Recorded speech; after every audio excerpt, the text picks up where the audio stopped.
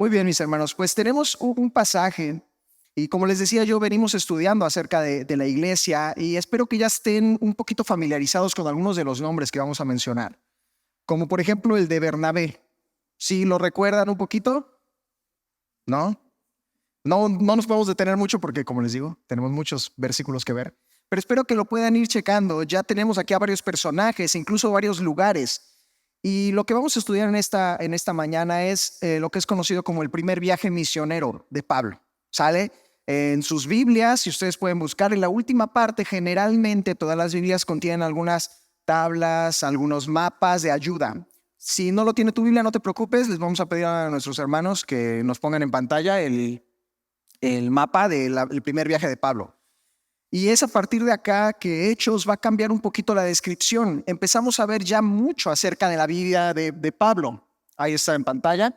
Ese es el primer viaje que hace Pablo. Y de hecho me gustó esta imagen porque tiene varios versículos y vean principalmente que los que dice el capítulo 13, ¿salen? Estamos en la parte donde se nos está narrando lo que está en el área de Antioquía. Ahí es donde la iglesia, por primera ocasión, es reconocida con el nombre de cristianos. Y es lo que nos mencionaba nuestro hermano Brandon la semana pasada.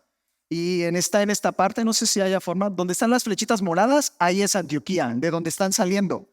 No nos confundamos porque hay otra Antioquía, la ciudad de Antíoco. Antíoco le gustaba fundar ciudades dentro de varias otras personas. Entonces, tenemos la ciudad de Antioquía del lado izquierdo, perfecto, muchas gracias. Y lo que vamos a estar describiendo el día de hoy es básicamente la línea roja o las flechas rojas que ustedes pueden ver ahí en pantalla, ¿sale?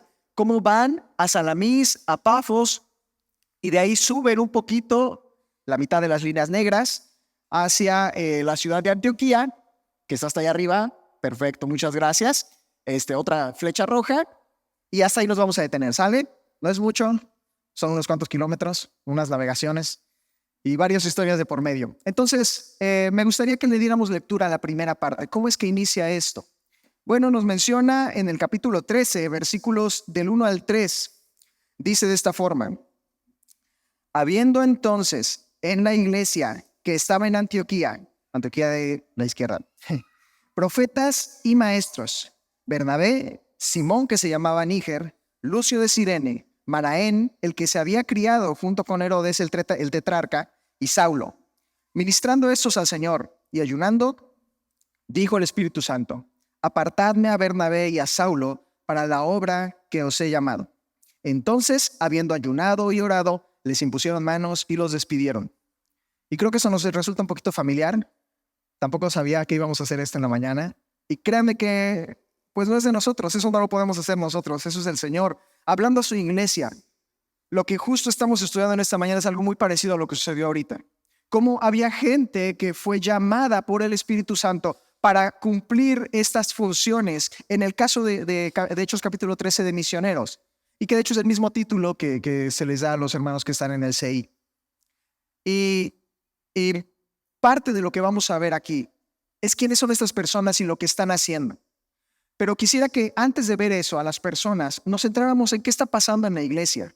Porque muchos de nosotros tenemos la concepción de que la iglesia es el lugar donde nos venimos a reunir. Y efectivamente tiene algo de cierto. Pero también entendemos por la palabra de Dios que la iglesia no es solamente un lugar físico, sino que más bien somos el grupo de personas unidos en el nombre de Cristo Jesús que hacen una iglesia. Y la hacen no necesariamente en el mismo lugar. De hecho, esa es la predicación que Jesús le dice a la mujer samaritana. Habrá un día, habrá una época en la cual no habrá un lugar al que tengas que ir. Y eso es en lo que estamos viendo en esta ocasión, en todo el libro de Hechos, cómo las tradiciones judías están viniendo no a ser reemplazadas, sino iluminadas a través del Evangelio de Cristo Jesús. Y menciona acá algo que ya nos mencionó también nuestro hermano Brandon. Dice así, que había en la iglesia de Antioquía, que estaba en Antioquía, profetas y maestros. Y sería muy bueno poder estudiar esto, pero creo que no es el momento. Lo que quiero que resaltemos un poco es esto. Dentro de la iglesia, mis hermanos, hay una estructura. Hay una estructura que no es dada por las personas que están acá. Si tú te pones a ver esto, ya lo habíamos visto que en Jerusalén también había profetas y maestros y que había ancianos allá. Y toda esta estructura que engloba la iglesia es dada por el mismo Dios. Él mismo, como dice la palabra de Dios, constituyó a unos maestros, a otros profetas, y de esta forma va describiendo algunas de las funciones que hay dentro de la iglesia. Esto es lo que estamos aprendiendo en estos pasajes. ¿Qué es la iglesia? La iglesia es el conjunto de personas que se reúnen en Cristo Jesús y que tienen una estructura dada por Dios. Dios da a su iglesia una guía y un orden a través de esta estructura. Y aunque pudiera ser de otra forma, la palabra de Dios nos muestra constantemente que es de esta forma, mediante la estructura de maestros, de profetas y de ancianos, como gobierna y como Dios dicta lo que va a ser su iglesia.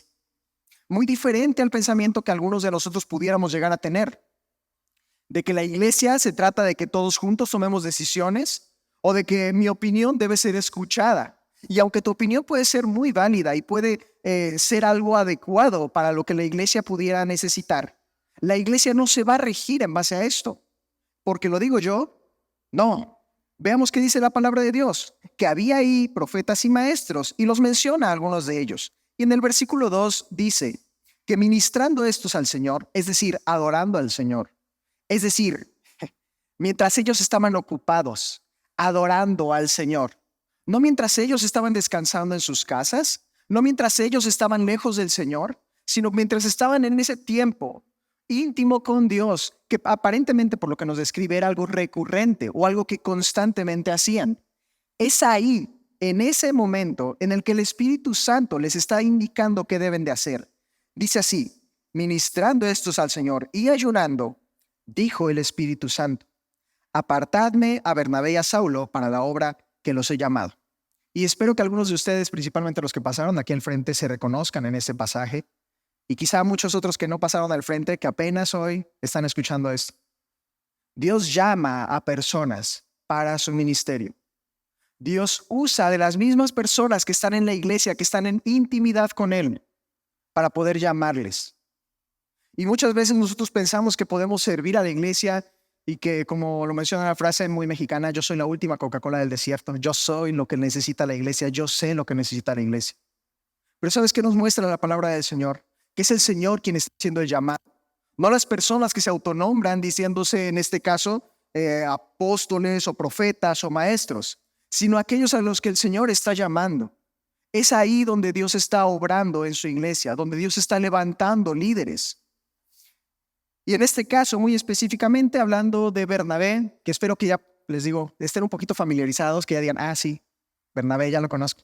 Sé que venía de una ciudad que era Chipre, de una isla, y Saulo, dice ahí también, para la obra que los he llamado. Ya hemos visto a Saulo en varios pasajes. Sabemos quién es Saulo, que era este fariseo que en su principio se dedicaba a perseguir a los cristianos y que Cristo tuvo una revelación para con él y le dijo, como lo vimos la semana pasada: Saulo, ¿por qué me persigues? Y él reconoció quién era el Señor, se arrodilla ante él y pues básicamente se convierte. Eso es lo que nos describe, como esta conversión que tiene Saulo. Y estas son las dos personas que en ese pasaje vemos que Dios está llamando para su ministerio. La tercera cosa que podemos ver acá, recalcando la segunda, es que el gobierno de la iglesia no es en base a decisiones que nosotros tomamos. Incluso ni siquiera los ancianos necesariamente. Sí, de una forma práctica, la iglesia se rige por lo que los ancianos dicen. Pero eso es la parte más práctica de todo esto. Porque el verdadero gobierno de una iglesia no es por imposición de un anciano, tampoco es por imposición de lo que ellos digan o los ancianos o los pastores, sino es un gobierno teocrático. ¿Qué significa eso? Que el gobierno lo da Dios, que el poder lo tiene Dios. Lo cantamos hace un momento y espero que lo podamos reconocer no solamente en nuestro canto como algo que pues venía ahí en el canto, sino como algo que es verdadero en nuestras vidas, y no solo en nuestras vidas, sino dentro de nuestra iglesia. La iglesia se rige por lo que Dios dice. Dios lo da y lo habla a las personas que están en intimidad con Él. Y de esa forma va presentando las necesidades que la iglesia tiene y las necesidades que la comunidad tiene, para que esas personas que han escuchado ese llamado se queden sentadas, viniendo solamente los domingos a escuchar la palabra de Dios. No, para que esas personas se levanten y hagan algo para que esas personas vayan con aquellos que ven necesitados, para que esas personas puedan suplir las necesidades de otros.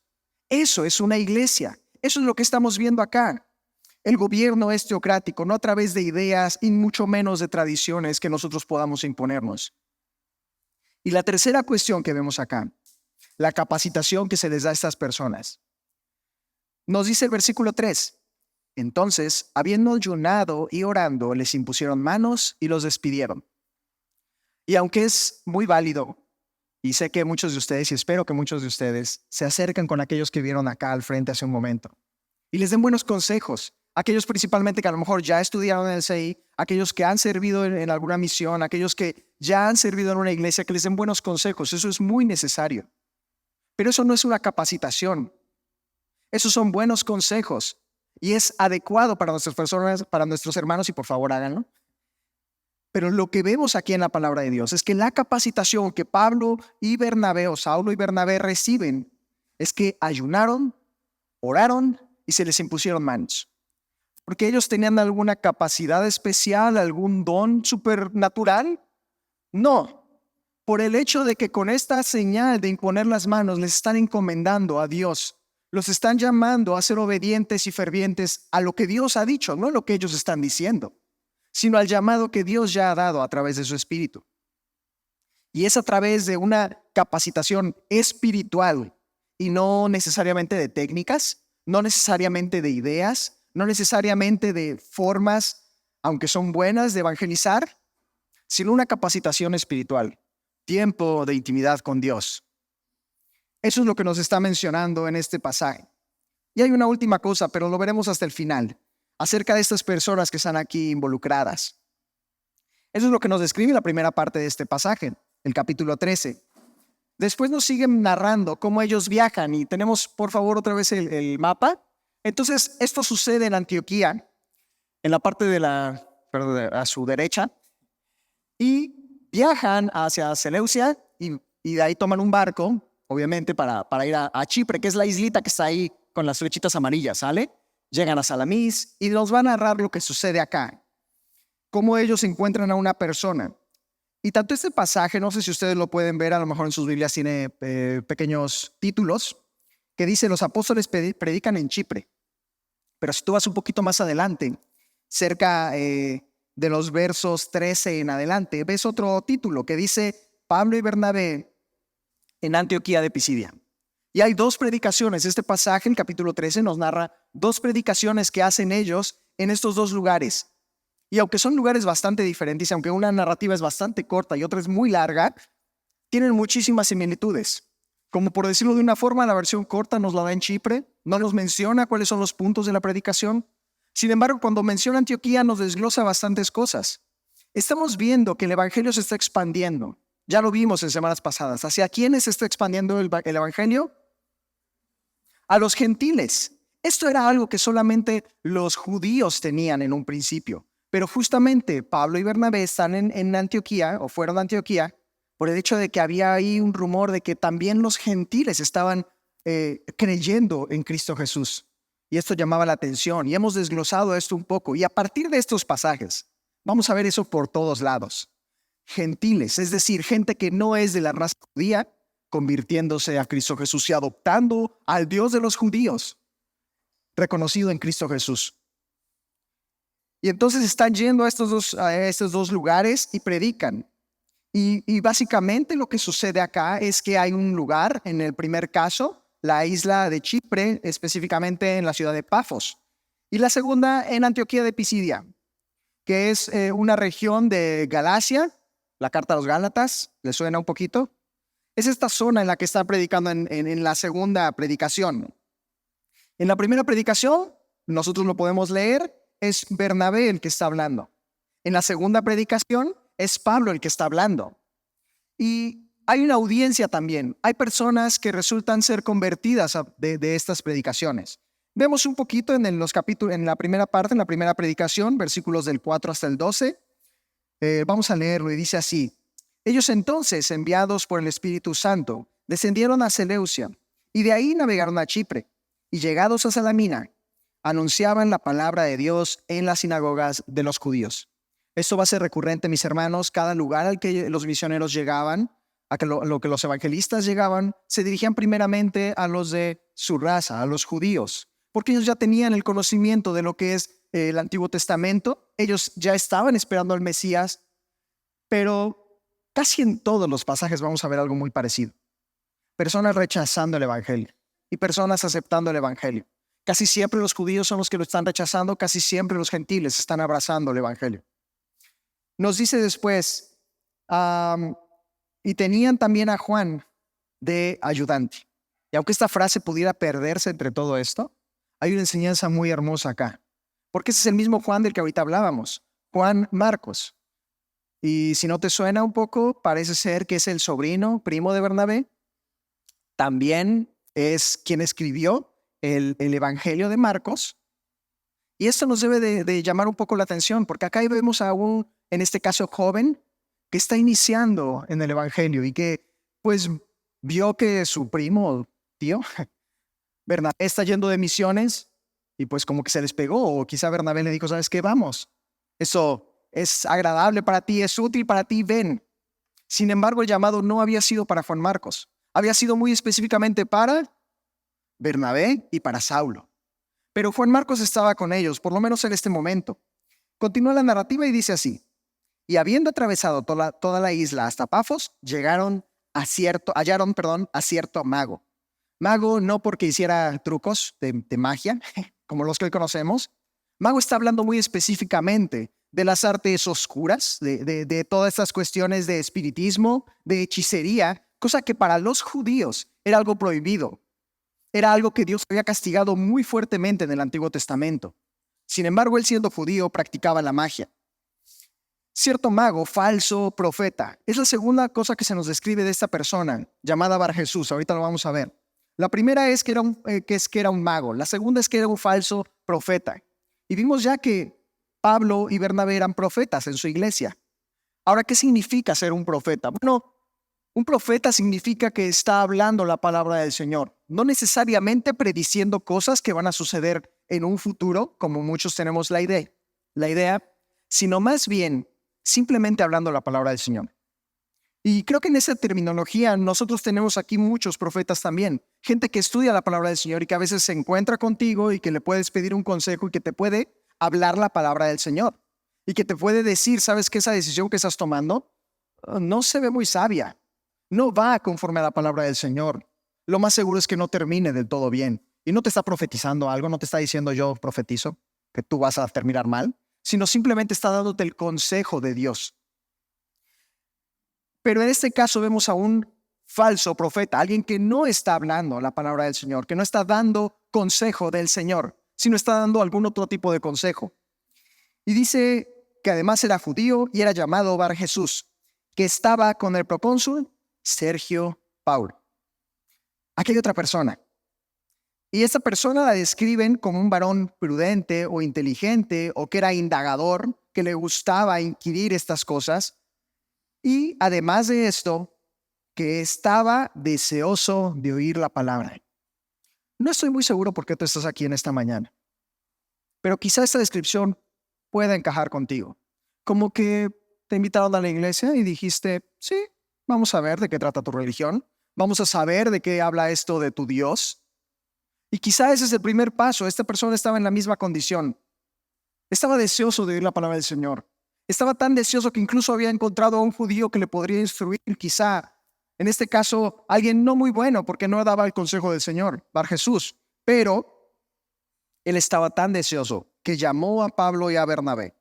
Y dice el versículo 8, pero Elimas es este mismo mago, así se traduce su nombre, procuraba o procurando apartar de la fe al procónsul. Estaba resistiendo a Pablo, y esto es algo que lo vamos a ver también en el siguiente pasaje.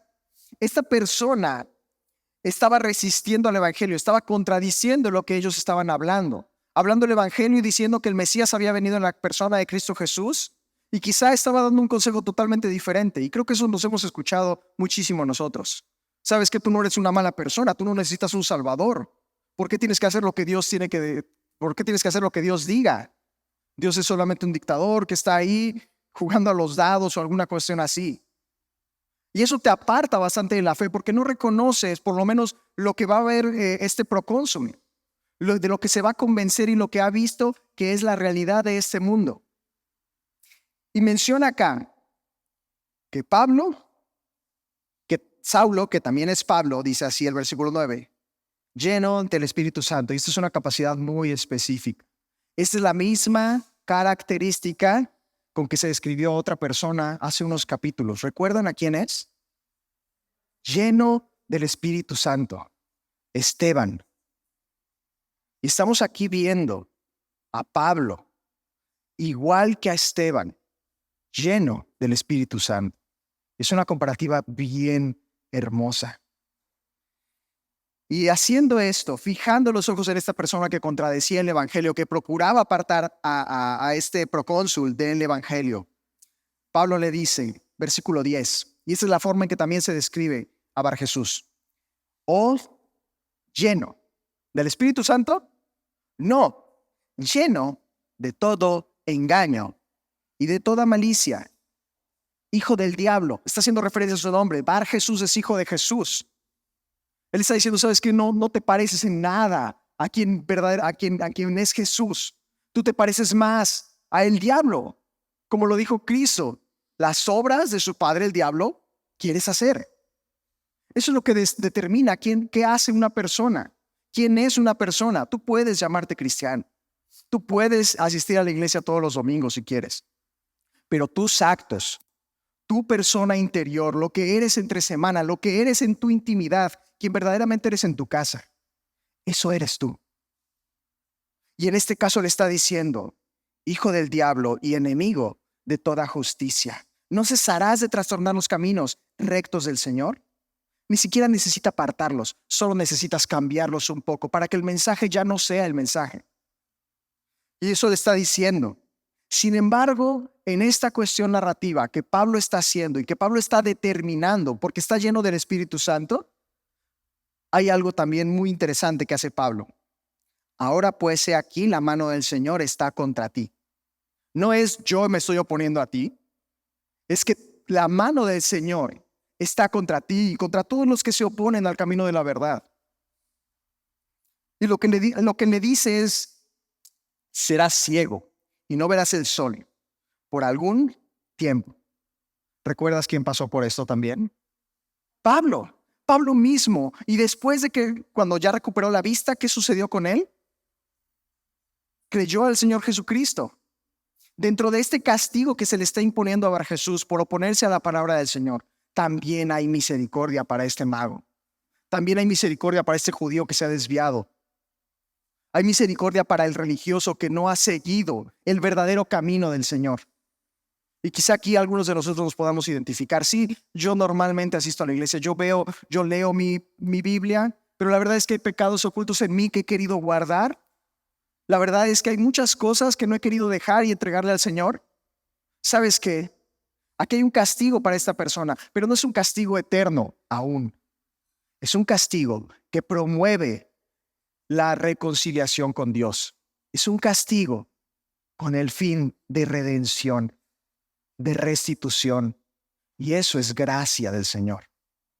Porque podría en ese momento, como con Ananías y Zafira, ¿recuerdan esa historia? Que cayeran muertos en ese momento. Eso podría haberle pasado a Bar Jesús también. Sin embargo, no es lo que aquí sucede. Hay un castigo, pero ese castigo es temporal, con el fin de que esta persona se arrepienta de su maldad y busque a Dios.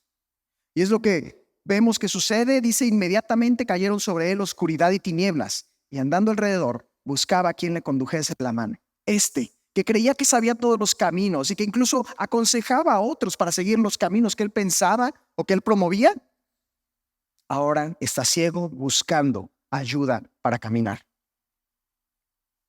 Y este acto que sucede acá no solamente está sucediendo para con ellos, el procónsul lo está viendo, Sergio Paulo está ahí presente. Y veamos qué sucede con esto. Dice así, el versículo 12. Entonces, el procónsul, viendo lo que había sucedido, creyó. Creyó porque el milagro era extraordinario y no había que lo rebatiese. Pero no creyó en el milagro, creyó por el milagro. Y eso es algo muy importante para cada uno de nosotros. Porque efectivamente, Dios hace milagros. Dios hace grandes proezas, la mayor de todas darnos a Cristo Jesús. Pero independientemente de nuestras vidas, creo que todos podríamos pasar aquí al frente y decir, ¿sabes qué? Sí, Dios hace grandes cosas. En mi vida, por lo menos. Yo lo sé, yo puedo dar testimonio de eso. Pero ¿sabes qué? No vivimos de milagros. No vivimos de lo que vemos aquí en la tierra. El procónsul cree, sí, porque el milagro es irrefutable, pero no cree en un Dios de milagros necesariamente. Cree maravillado de la doctrina. Es decir, y esto es algo que necesitamos también entender, los milagros, como lo menciona Juan, son solamente señales. Los milagros no son Dios. Dios da los milagros y quizá en nuestra vida a veces necesitamos un milagro para poder entender quién es Dios, porque no entendemos a la perfección quién es nuestro Dios, qué tan poderoso es Él, qué tan grande y majestuoso es Él. Sin embargo, los milagros también los permite Dios. Como con Tomás. ¿Recuerdan la historia de Tomás? Si no metiere mi dedo en sus llagas, si no metiere mi mano en su costado, yo no le voy a creer. Es cierto, bienaventurado el que creyó sin ver. Pero seamos sinceros, mis hermanos. Por lo menos en mi vida, yo a veces necesito los milagros. Yo a veces mi fe tiembla y a veces mi fe no está tan estable como me gustaría. Pero Dios es tan misericordioso que eventualmente nos muestra quién es Él para que tu fe se renueve y para que puedas entender cuán grande es tu Dios. No para que vivas de milagros, no para que te mantengas en la iglesia porque hay milagros en mi vida y todo va bien, sino porque Dios es Dios y me lo demuestra. Me lo ha demostrado ya muchas veces. Y hoy puedo seguir confiando, a pesar de que hoy no vea ningún milagro, a pesar de que las cosas no marchen del todo bien, a pesar de que mis sueños no se cumplan, a pesar de que mi trabajo no me gusta, a pesar de que las frustraciones estén ahí. Sí, eventualmente Dios puede cambiar eso, pero no vivimos de eso. Adoramos a Cristo por quien es Él. Dice que el procónsul estaba maravillado, no por el milagro, sino por la doctrina del Señor. No por quién eran Pablo, no por el poder que tenían, sino por Dios mismo. Desconocemos qué predicó Esteban aquí. Estaría hermoso poder saber qué predicó, pero la Biblia no nos lo narra.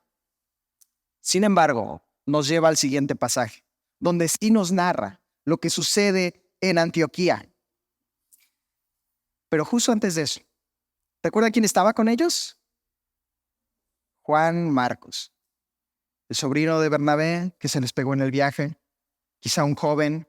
Su madre era devota y de hecho ahí en su casa es donde habían recibido a Pedro. Si recuerdan la semana pasada, sale de la cárcel Pedro, llega a la casa de la mamá de Juan Marcos.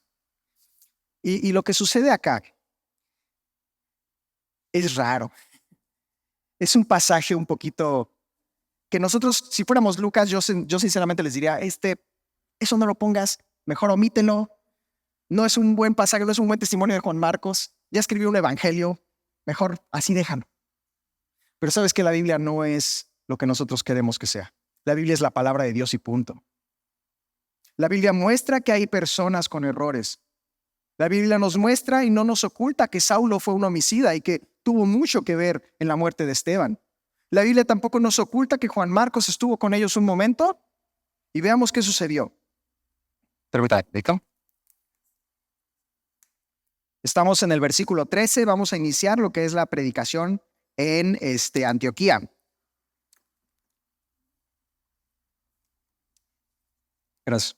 Dice así: habiendo zarpado de Pafos, Pablo y sus compañeros arribaron a Perga, de Panfilia. Pero Juan, apartándose de ellos, volvió a Jerusalén. No se nos describe más por ahora. En el versículo 15 lo veremos un poquito más. ¿Cuáles fueron las consecuencias de lo que sucedió acá? No son buenas, se los adelanto. Sin embargo, aquí no termina la historia de Juan Marcos. A Juan Marcos lo volvemos a ver 2 capítulos después. Y Juan Marcos lo conocemos más que cualquier otra cosa por el Evangelio de Marcos. Y que probablemente algunos teólogos o historiadores mencionan que pudiera ser el primer evangelio antes de Mateo y de Lucas, que se escribió y probablemente incluso dando la iniciativa para que también Mateo y Lucas escribieran sus evangelios. Entonces la historia de Juan Marcos, solo quiero que entiendas, no acaba acá. Si vemos un pasaje de su vida, un capítulo, como el de muchos de nosotros, literalmente lo que está sucediendo acá es lo que dijo Cristo. Figurativamente, poniendo su mano en el arado, volteó. No solamente volteó, dejó el arado, se fue, se regresó a Jerusalén. Por alguna razón que no se nos describe, Marcos ya no quiso continuar. Porque a partir de esto vemos a lo mejor que Pablo es el que toma el liderazgo y ya no le gustó que su primo, su sobrino, su tío estuviera en el liderazgo. Es posible. Quizá porque estaba muy peligroso el camino, no le gustaban los barcos. No sé, hay miles de razones. No se nos describen acá. Lo único que sabemos es que abandona a Pablo y abandona a Bernabé. Y sabes que en nuestra vida también hay episodios como estos. Porque nuestra vida no va a ser toda color de rosa. No vamos a tener solamente bendición tras bendición. No va a ser, para que me entiendas, y esto sé que lo sabes muy bien, va a haber sufrimiento. Y tú lo sabes, tú lo has pasado.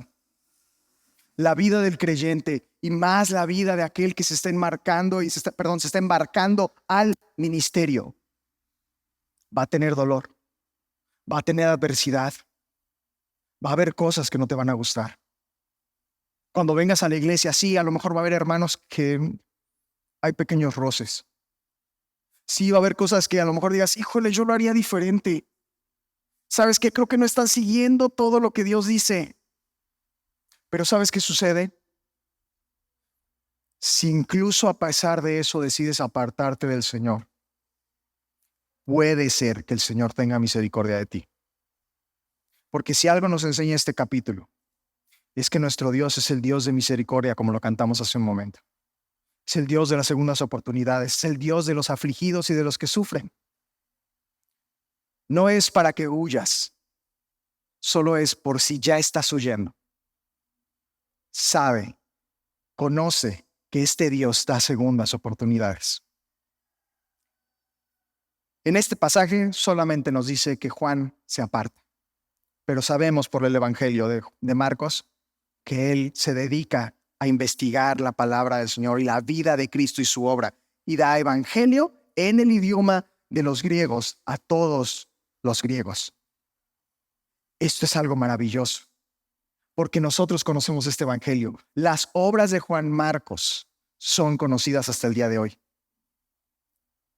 Continúa el pasaje describiendo la predicación en Antioquía de Pisidia. Ellos, pasando de Perge, llegaron a Antioquía de Pisidia y entraron en la sinagoga un día de reposo y se sentaron. Igual que la vez pasada, llegan primero a las sinagogas, llegan primero con los judíos. ¿Sale?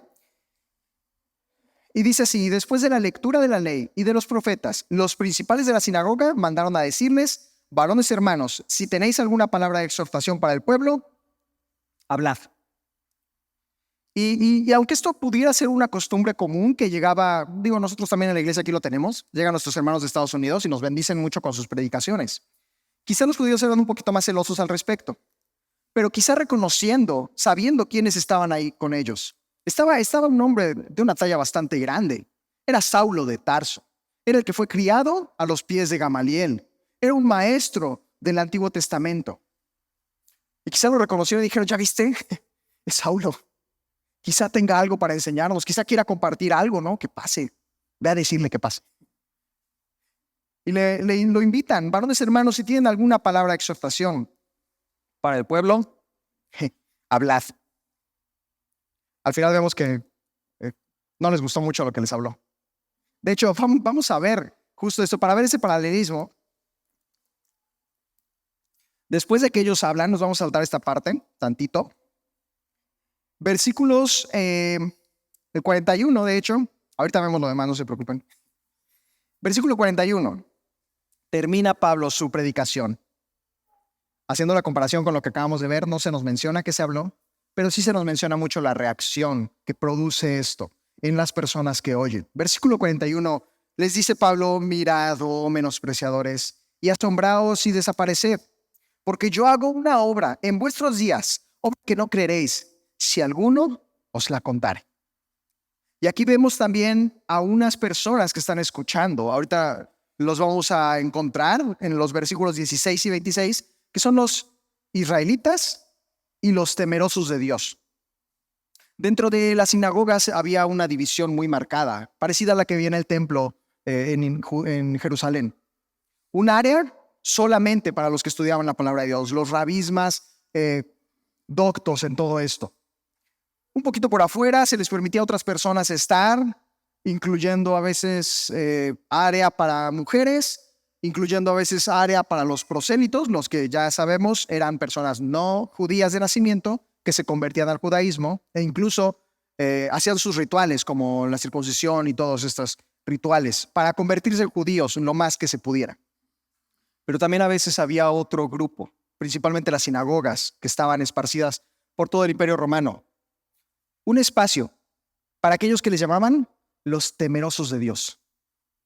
Personas griegas que se habían hartado de la idolatría, que no habían encontrado en los ídolos o en todo lo del mundo algo que satisfaciera su corazón y llenara ese vacío. Quizá tú hoy estás aquí así, porque has visto que el mundo y sus filosofías y su cosmovisión no es compatible con lo que tú ves en el mundo. Eso de que todos somos buenos como que aplica, pero la verdad es que sí hay un poquito de maldad. Y eso de que el mundo es un lugar muy feliz, pues como que no lo siento.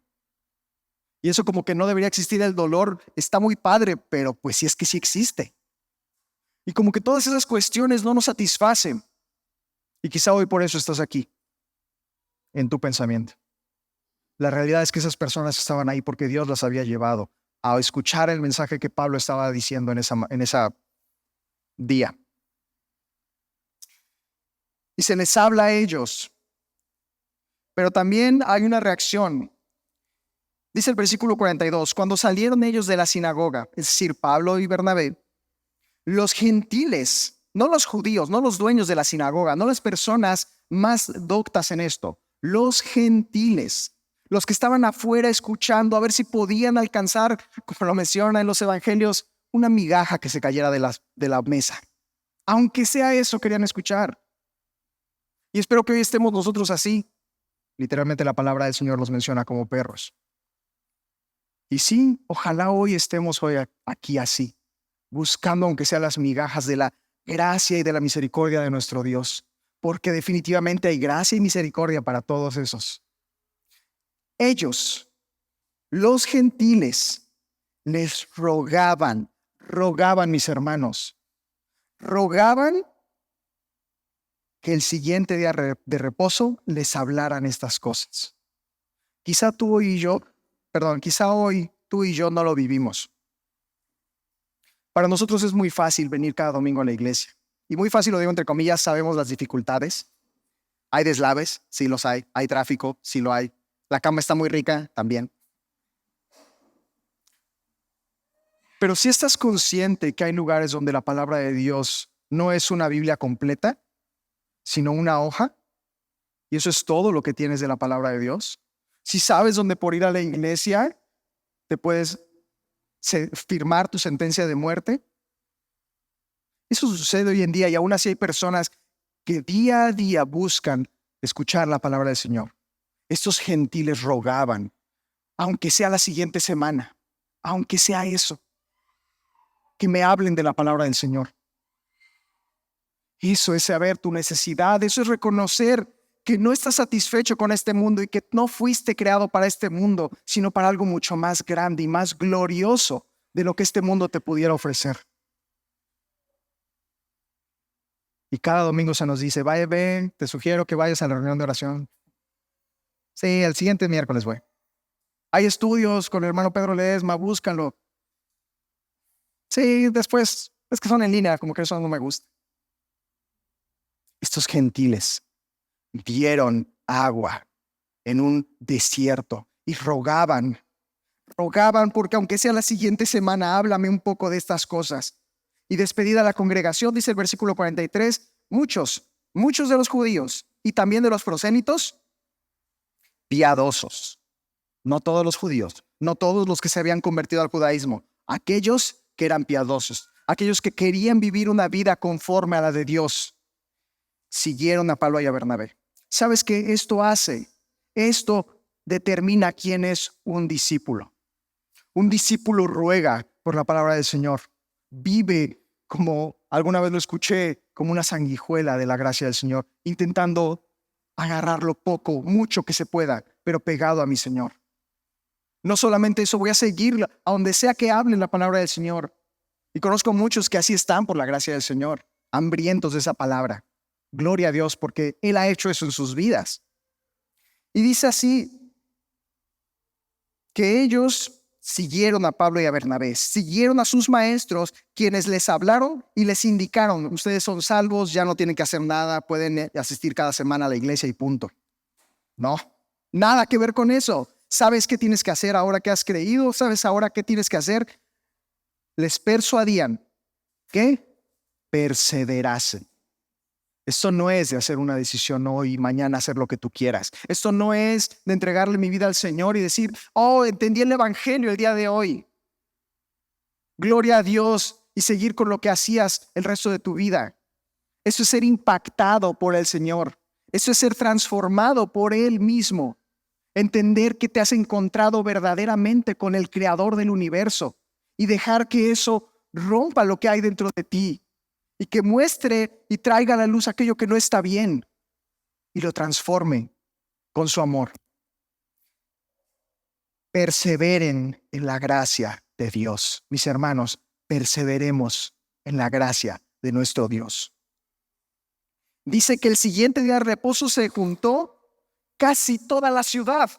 De una semana a otra, toda la ciudad estaba allí afuera de la sinagoga esperando, expectando qué iban a hacer Pablo y Bernabé. Es que queremos más de esto. Es que este es un mensaje que nunca antes nos habían dicho. Sabes que tenemos una idea de los dioses un tanto diferente. Ellos también la tenían. Los dioses son estos seres que se asemejan a nosotros y se airan y necesitan de nosotros. Y si yo no voy a la iglesia este domingo, pues que Dios me bendiga más porque no pude. ¿Sabes qué? Esto no es así. Ellos estaban expectando. Toda la ciudad había entendido que ese es un mensaje que nunca habían escuchado. Un mensaje de un Dios de gracia, un Dios de paz que se quiere reconciliar con la humanidad, que aunque sí es airado, ama al hombre tanto que ha dado a su Hijo Cristo Jesús por él. Dice, el siguiente día de reposo se juntó casi toda la ciudad para oír la palabra de Dios. Pero viendo los judíos la muchedumbre, se llenaron de celos. El hecho de que este mensaje no solamente sea algo exclusivo para nosotros, hizo que ellos se encelaran. Espero que no seamos así también. Este mensaje es para todos. Este mensaje no es para unos cuantos, no es para los que se portan bien, no es para los que vienen a la iglesia solamente. Este mensaje es para que vayamos y lo compartamos con todos los que lo necesiten. ¿Te has encontrado en necesidad? ¿Te has encontrado en miseria espiritual? Yo sé que conoces a muchas personas así. Y yo sé que sabes que necesitan de Dios. El mismo Dios que te alcanzó a ti, ellos también lo necesitan. Dice así: viendo los judíos la muchedumbre, se llenaron de celos y empezaron a rebatir lo que Pablo decía. Lo contradijeron e incluso blasfemaron. Ya no era algo contra Pablo, ya incluso el mensaje no tiene que ser escuchado, tanto que si tengo que blasfemar contra Dios, eso haré. Eso era la intención de los judíos, dice así. Entonces Pablo y Bernabé, hablando con denuedo, dijeron: a vosotros a la verdad. Era necesario que se os hablase primero la palabra de Dios, mas puesto que la desecháis y no os juzgáis dignos de la vida eterna, he aquí nos volvemos a los gentiles. ¿Sabes qué pasó? Algo muy parecido en Pafos. El único judío que estaba ahí no quiso escuchar el evangelio. Sin embargo, el gentil, el procónsul, que no tenía derecho a escuchar de este Dios, que no tenía nada que ver con este Dios, él quiso aceptar el evangelio. Él se encontró en esa necesidad y dijo: sí, es cierto, yo necesito de un Salvador. Yo no puedo con mi maldad, yo no puedo con mi pecado yo solo. Necesito de ayuda. Y sabes que eso es humildad y eso es algo muy difícil en nosotros. A veces más difícil en los cristianos. A veces más difícil a los cristianos reformados.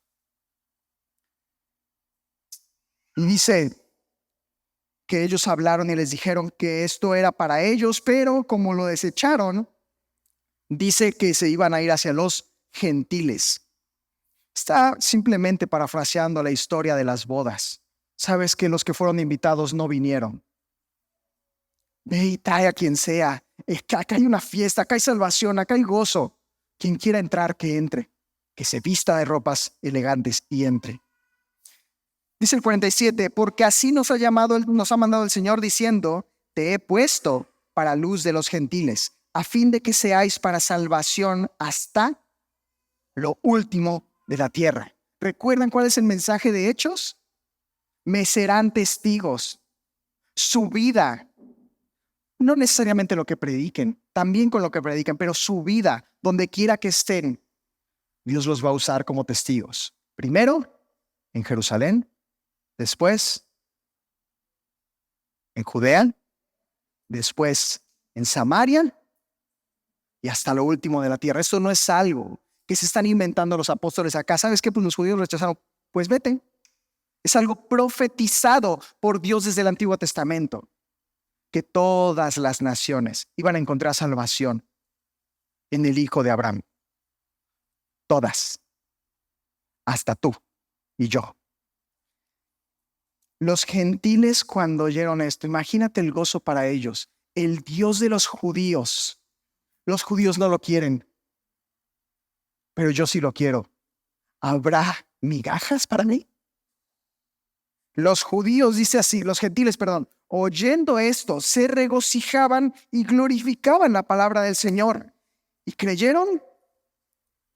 Todos los que estaban ordenados para vida eterna. Lo recalca Pablo en su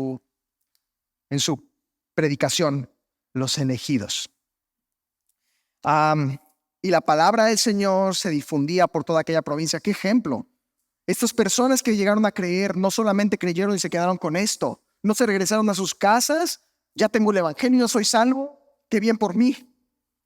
Se difundió la palabra por toda aquella provincia, pero los judíos, y aquí está la reacción de aquellos que rechazaron el evangelio, instigaron a mujeres piadosas y distinguidas y a los principales de la ciudad y levantaron persecución contra Pablo y Bernabé. E incluso los expulsaron de sus límites. ¿Sabes que esto que nos estás diciendo no cabe aquí?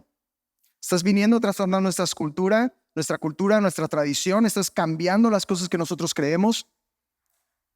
Prefiero quedarme con lo que yo tengo. Soy renuente al cambio, incluso el cambio si es en favor de la gracia de Dios.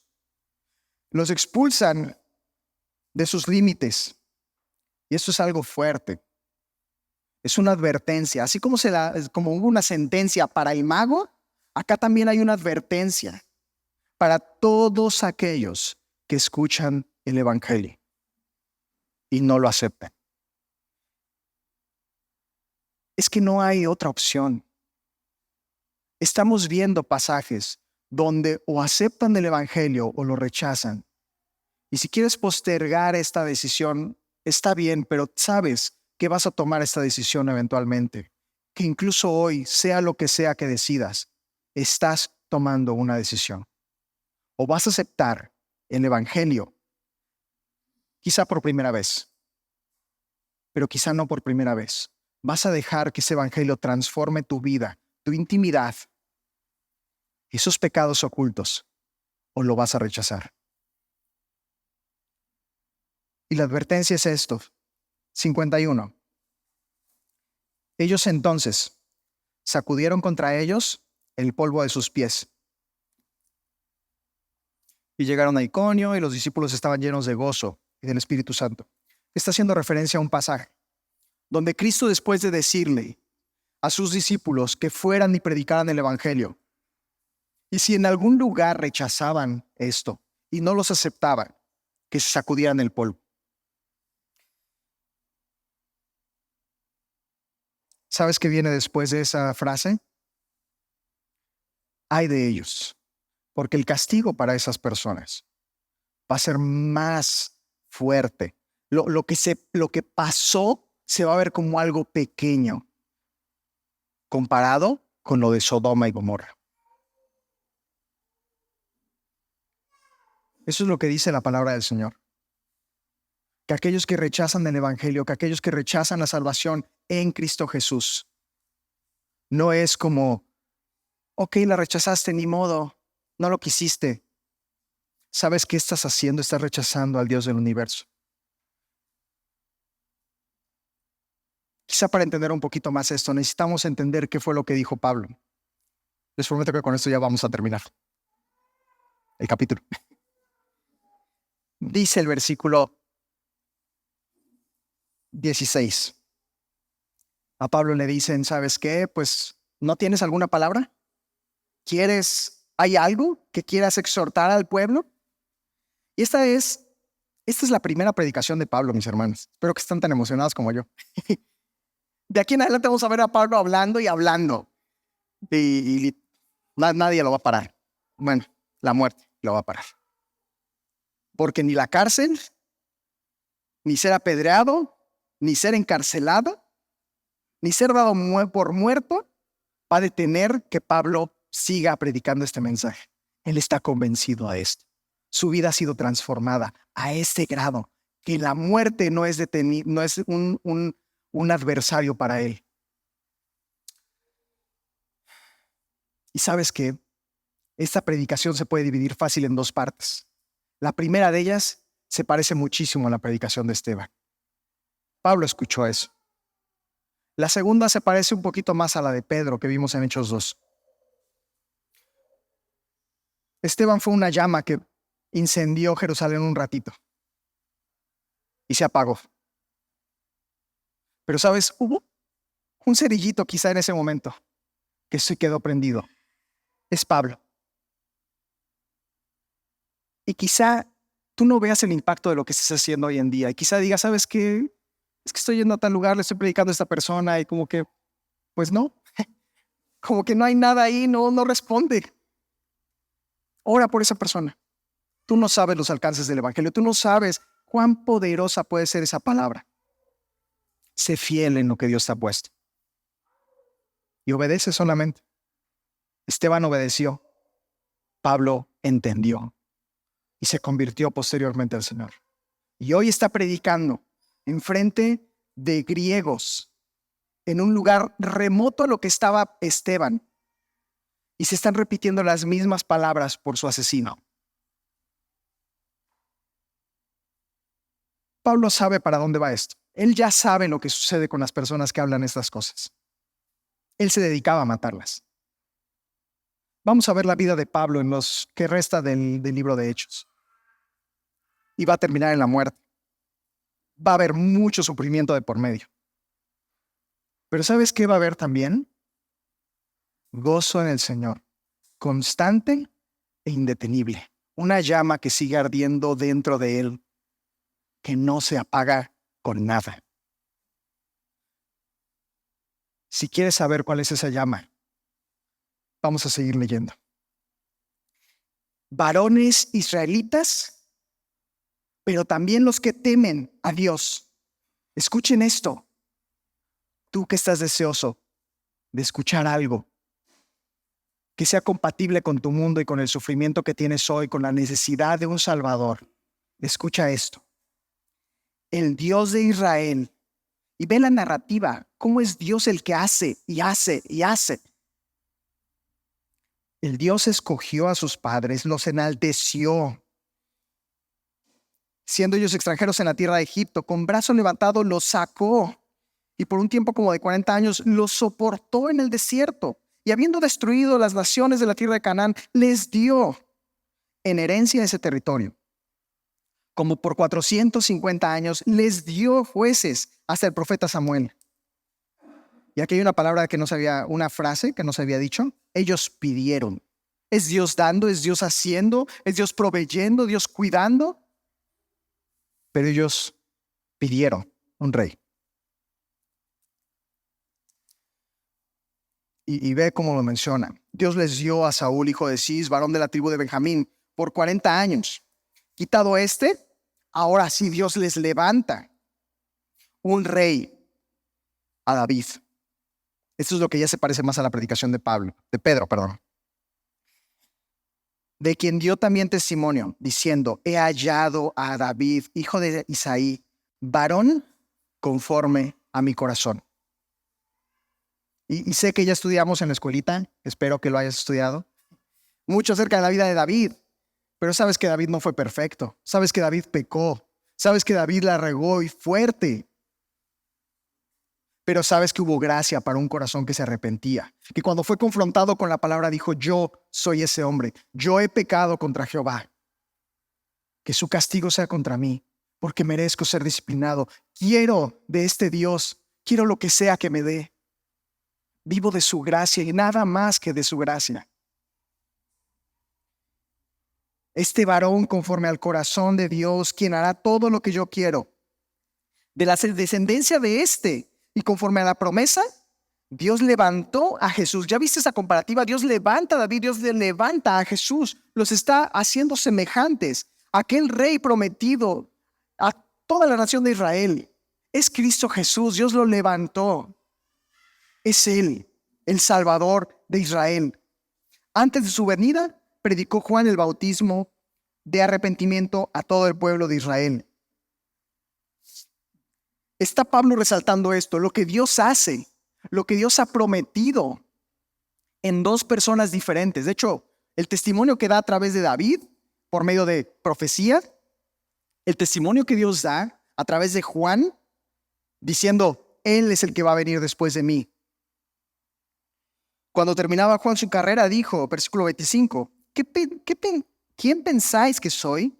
No soy él, hablando del Mesías, mas he aquí, viene tras mí uno de quien no soy digno de desatar el calzado de sus pies. ¿Cuál es la reacción de Israel? Varones hermanos, hijos del linaje de Abraham, y los que entre vosotros, otra vez esta frase, teméis a Dios.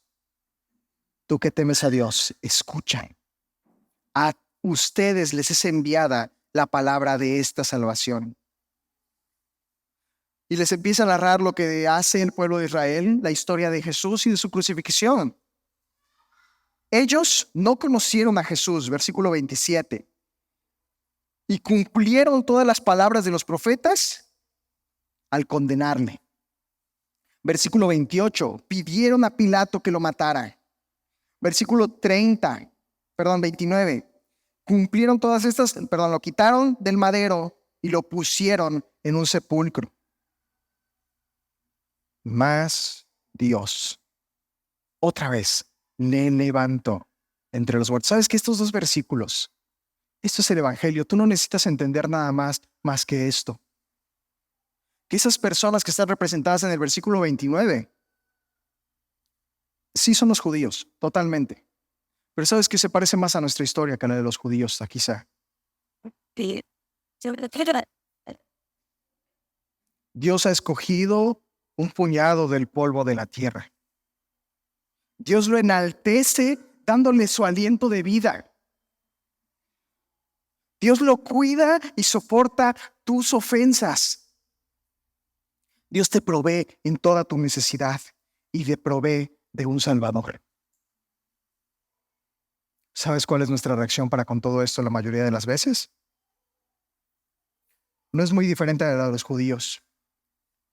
Nosotros a veces no reconocemos nuestra necesidad de un Salvador y creemos que nosotros mismos nos podemos salvar por nuestras buenas obras, que no soy tan mala persona.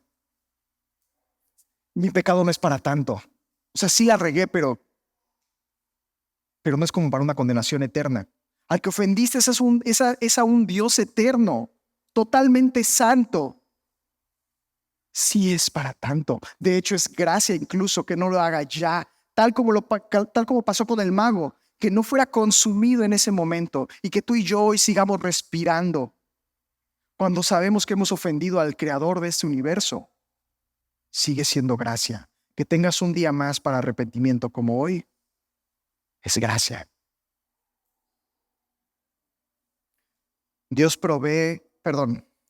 Nosotros lo rechazamos y no reconocemos a Jesús como nuestro Salvador.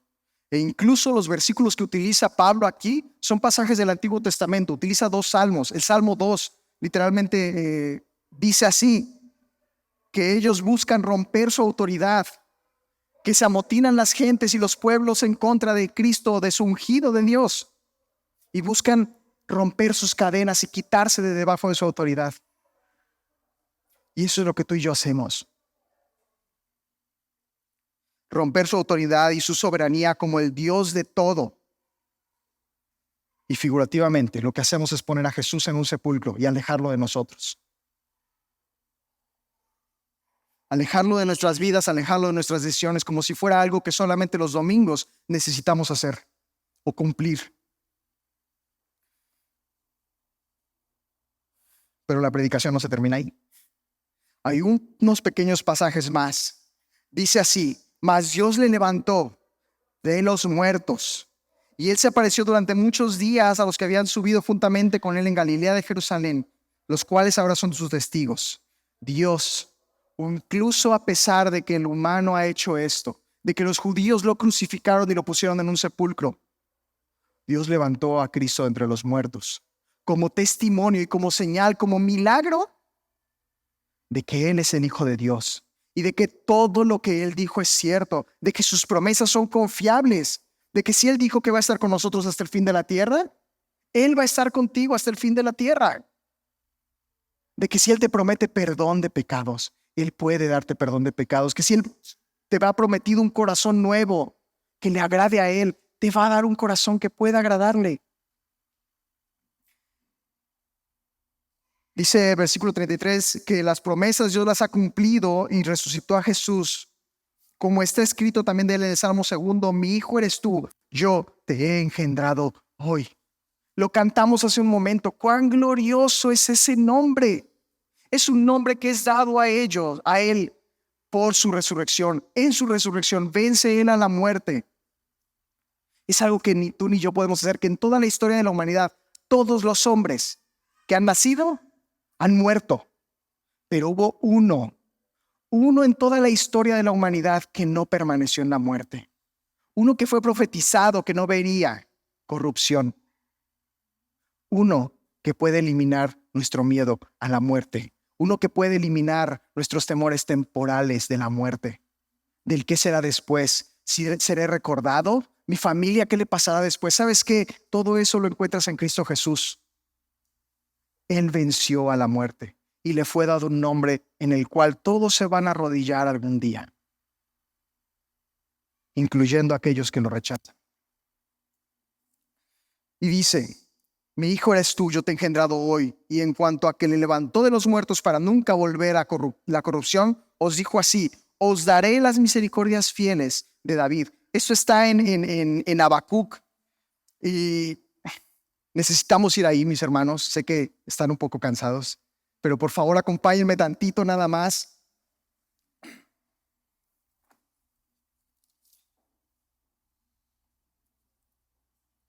Perdón, es en Isaías 35. No se preocupen, ya no vamos a regresar a Habacuc.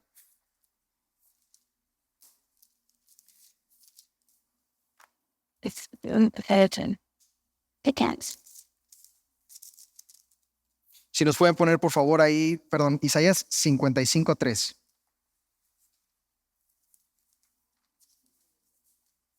De hecho, se los voy a leer desde el 1. Dice así, a todos los sedientos, espero que te reconozcas hoy como sediento. Espero que entiendas la necesidad que tenemos todos nosotros como humanos. Todos los que hemos ofendido a Dios. Si tú no has ofendido a Dios, esto no es para ti. Pero si tú has visto que has ofendido a Dios, si tú has visto que has pecado contra el Dios de este universo, esto es para ti. A todos los que son sedientos, vengan, hay agua. Y los que no tienen dinero, compren, coman. Vengan y comprad sin dinero y sin precio. Compren vino y leche. ¿Por qué gastan el dinero? ¿Por qué gastas tus fuerzas en aquello que no te va a llevar a ningún lado?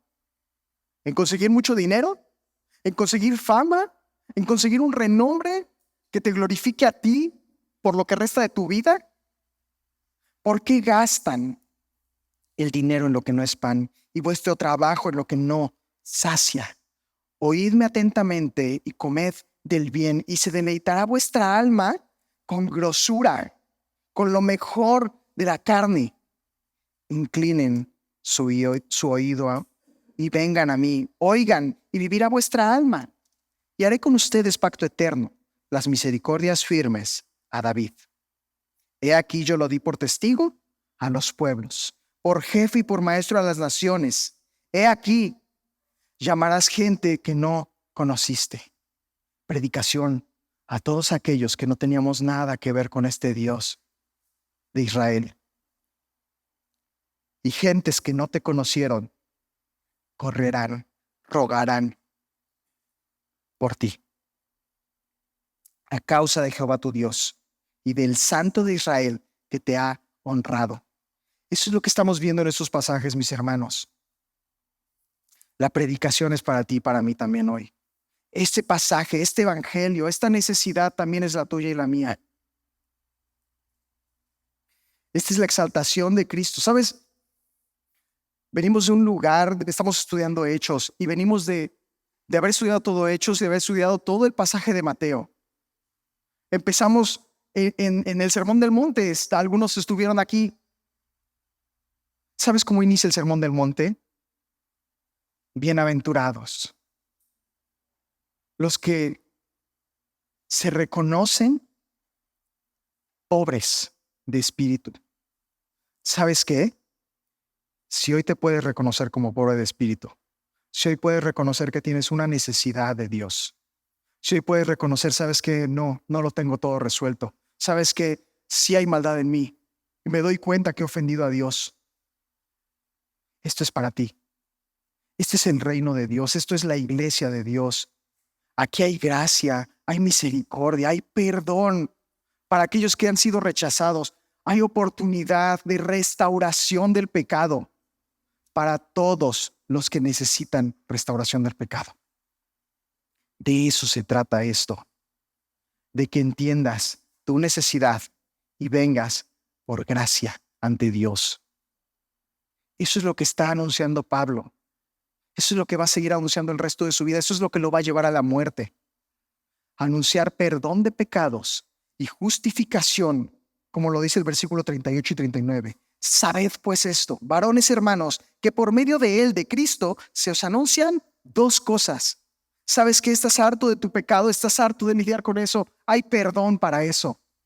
En Cristo Jesús sí lo hay. ¿Sabes que has intentado cumplir la Biblia? ¿Has intentado llevar la vida cristiana? Es imposible. Si no lo haces en Cristo Jesús es imposible, pero sabes que en Cristo Jesús, de todo lo que la ley de Moisés, tú puedes ser justificado. Solo en Cristo Jesús. Y es por eso, porque el rechazo a este evangelio es el rechazo al Dios del universo, es el rechazo del perdón y es la única oportunidad que nuestras almas tienen de encontrar sosiego y paz en este mundo de sufrimiento caído y de pecado, que cuando rechazas este evangelio, el castigo es tan fuerte. Porque estás decidiendo que no quieres nada que ver con lo que es la paz, la redención y el perdón de Dios. Estás escogiendo justo lo que dice, un castigo peor que el de Sodoma y Gomorra. ¿Quieres estar alejado de Dios entonces? Pero si por gracia entiendes tu necesidad, si por gracia entiendes que no deberías de estar aquí, que no eres la persona más buena de este mundo, que no deberías estar frente a un Dios altísimo, santo, santo, santo, entonces tienes una oportunidad de vida para con Cristo Jesús. ¿Sabes qué? Esas son las personas que lideraban la iglesia. Bernabé no era un judío de nacimiento, no como Saulo. Simón era una persona de África. Muy probablemente su tez en ese momento lo marcaba muchísimo. Lucio de Cirene probablemente era una persona que había estado en el Pentecostés y llegó ahí y encontró esta paz y quiso predicarlo en Antioquía a los gentiles. Encontró agua y la compartió.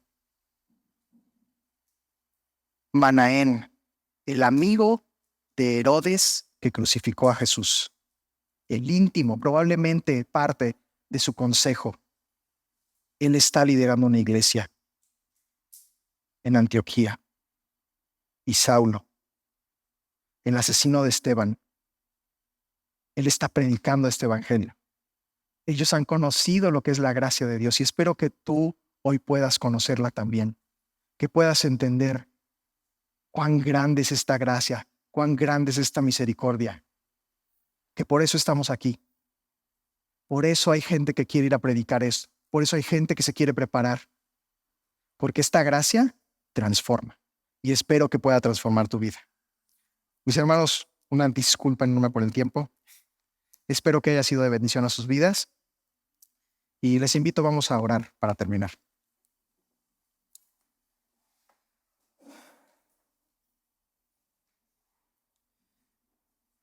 Señor Dios Todopoderoso y Santo, podemos reconocer que no somos nada ante ti, que nuestras capacidades no nos suben en lo más mínimo para poder presentarnos ante un Dios que es perfecto en todo sentido y que es justo y apartado del mal por siempre. Pero queremos rogarte, Señor, que hoy podamos entender nuestra necesidad de pecado, que podamos entender que nuestra ofensa ha sido grande contra ti y que es grande, pero no tan grande como tu amor que ha traspasado eso, que como lo menciona tu palabra, ha alcanzado hasta los cielos, Señor. Se ha ensanchado para que nosotros, personas que no tenemos nada que ver con los judíos, personas que no te conocíamos, el día de hoy podamos encontrar en tu palabra gracia. Personas que han sido quebrantadas, que han sido rechazadas, que han sufrido. Personas que no entienden por qué tú los has elegido, podamos seguir entendiendo que tú eres un Dios de misericordia, de segundas oportunidades. Eres un Dios que no nos abandona. Y eres un Dios que si nos has llamado, nos sostendrás. Te lo rogamos, Padre, sigue ministrando tu gracia para con cada uno de nosotros y que podamos doblegar nuestras rodillas a ti, que podamos entender el gran mensaje que nos has dado y que así como Pablo, así como los que han pasado hoy en esta mañana, Señor, nuestro corazón arda por ti. Sé tú ese fuego, Señor, de tu Espíritu que nos llene para que seamos esa luz a las naciones, Señor. Te lo rogamos. Haz tu obra. Úsanos como tu iglesia. En el nombre de Cristo Jesús. Amén.